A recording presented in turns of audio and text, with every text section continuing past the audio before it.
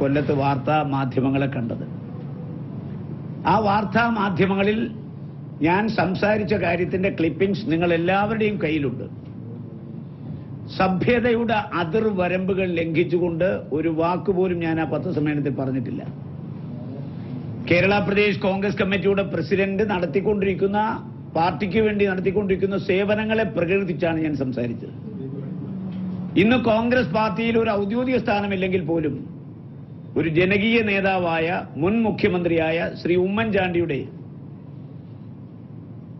ജനപക്ഷ രാഷ്ട്രീയത്തെക്കുറിച്ചും ഞാൻ വളരെ വ്യക്തമായി സൂചിപ്പിച്ചു.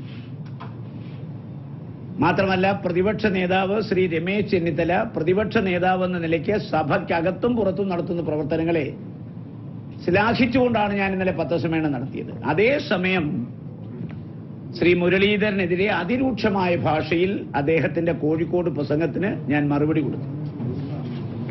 മറുപടി കൊടുക്കാൻ വ്യക്തമായ കാരണമുണ്ട്. ശ്രീ കെ കരുണാകരൻ മരിച്ചത് എല്ലാവർക്കും അറിയാം. ഡിസംബർ മാസം 23-ാം തീയതിയാണ്. കേരളത്തിൽ ജില്ലാ കോൺഗ്രസിന്റെ പ്രസിഡന്റുമാരെ മാറ്റി പുതിയ പ്രസിഡന്റുമാർ ചാർജ് എടുത്തിട്ട് ആ പ്രസിഡന്റുമാരുടെ നേതൃത്വത്തിൽ സംസ്ഥാന തലത്തിൽ നടക്കുന്ന ആദ്യത്തെ പരിപാടിയാണ് ശ്രീ കെ കരുണാകരന്റെ അനുസ്മരണം. 14 ജില്ലകളിലും ജില്ലാ കോൺഗ്രസ് കമ്മിറ്റിയുടെ പ്രസിഡന്റുമാർ വളരെ ഭംഗിയായി അന്തരിച്ച നേതാവിനുള്ള ബഹുമാന സൂചകമായി ശ്രീ കരുണാകരന്റെ ചരമദിനമായ ഡിസംബർ 23 സമുചിതമായി ആചരിച്ചു. ഡൽഹിയിലായിരുന്ന ശ്രീ എ കെ ആന്റണി തിരുവനന്തപുരത്ത് വന്ന് കോൺഗ്രസ് കമ്മിറ്റി സംഘടിപ്പിച്ച അനുസ്മരണ യോഗത്തിൽ പ്രസംഗിച്ച് ഉദ്ഘാടനം ചെയ്തിട്ടാണ് അദ്ദേഹം മടങ്ങിയത്.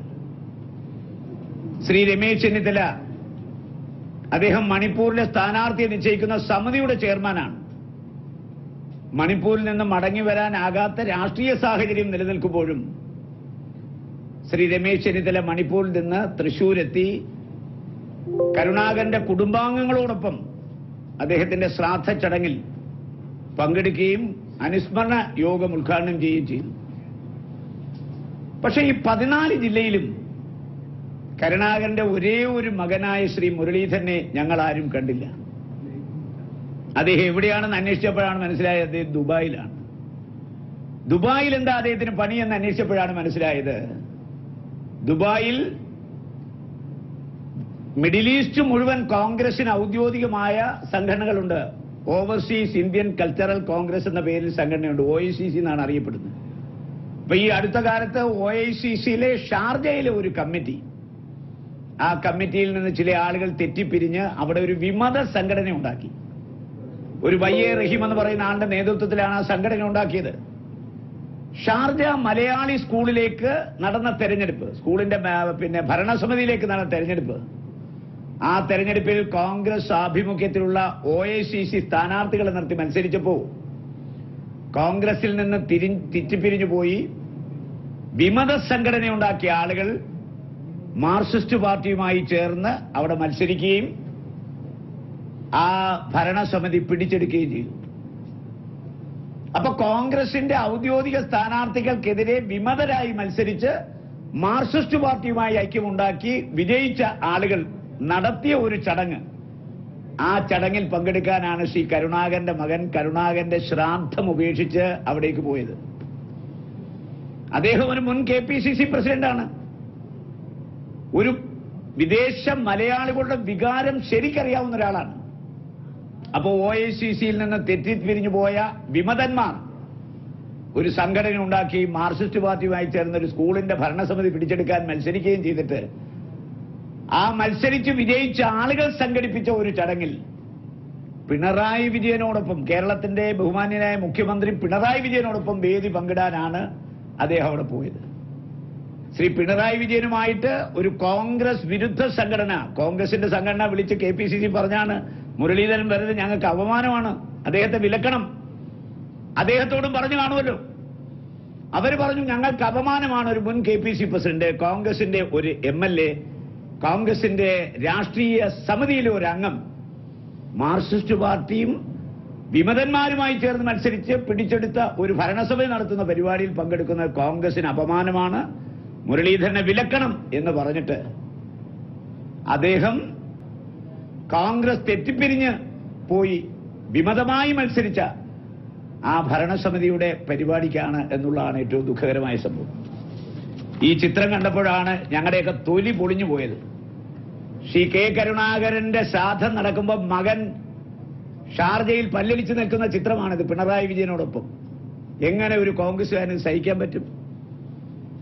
നോക്കെ കോട്ടും സൂട്ടും ഒക്കെ ഇട്ട് പിണറായി വിജയനോടൊപ്പം അദ്ദേഹം സന്തോഷിക്കുകയാണ് അദ്ദേഹത്തിന്റെ പിതാവിന്റെ ശ്രാദ്ധ ദിനത്തിൽ. ഈ ചിത്രം ഞാൻ കണ്ടപ്പോഴാണ് ഒരു കോൺഗ്രസ്സുകാരൻ എന്ന നിലയ്ക്ക് എന്റെ വികാരം അണപൊട്ടി ഒഴുകിയതും. എന്നിട്ടും ഞാൻ മൗനം പാലിച്ചു.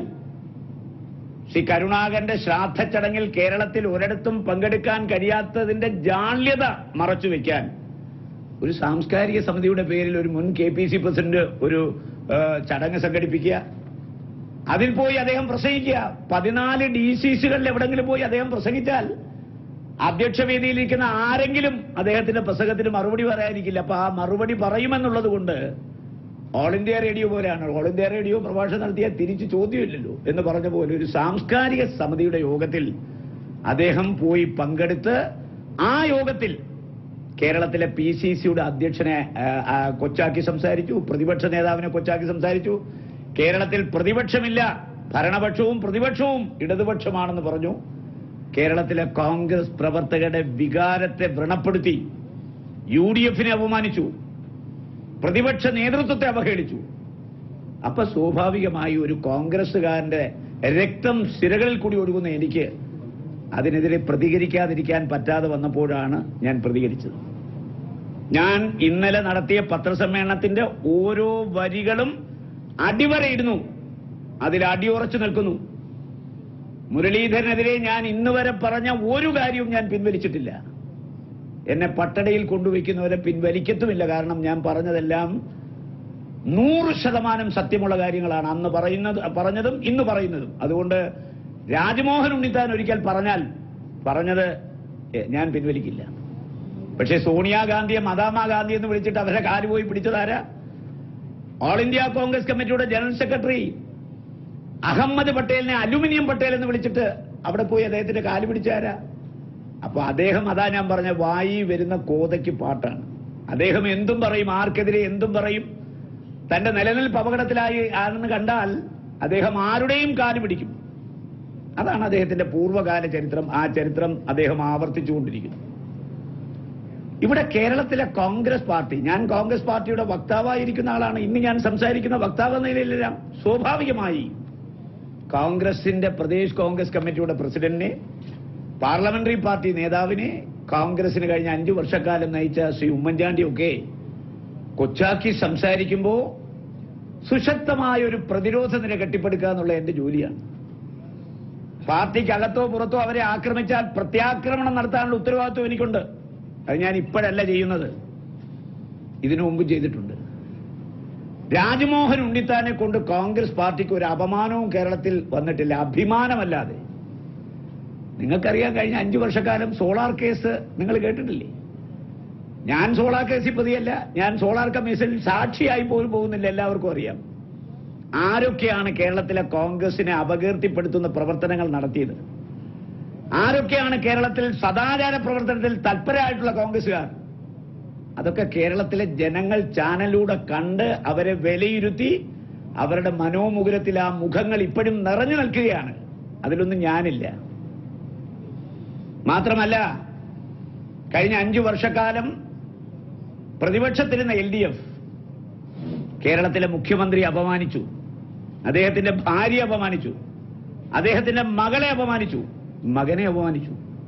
കോടിയേരി ബാലകൃഷ്ണൻ പത്രസമ്മേളനം നടത്തി മുഖ്യമന്ത്രിയുടെയും കുടുംബത്തെയും അപമാനിച്ചപ്പോ എല്ലാം മൃണ്ടാപ്രാണികളായിരുന്നു ഈ കോൺഗ്രസ് പാർട്ടിയിൽ. ഒരെണ്ണം വാ തുറന്നില്ല. എല്ലാം. അന്ന് കോടിയേരി ബാലകൃഷ്ണനെതിരെ കാസർഗോട്ട്, കാഞ്ഞങ്ങാട്ട് പത്രസമ്മേളനം നടത്തി എണ്ണി കോടിയേരിയെ കുറിച്ച് കാര്യങ്ങൾ പറഞ്ഞു. അന്ന് രാത്രി വെളുപ്പ്, പിറ്റേ ദിവസം രാവിലെയാണ് ഞാൻ ട്രെയിനിൽ തിരുവനന്തപുരത്ത് വരുന്നത്. തിരുവനന്തപുരത്ത് 1/2 മണിക്കൂർ എന്നെ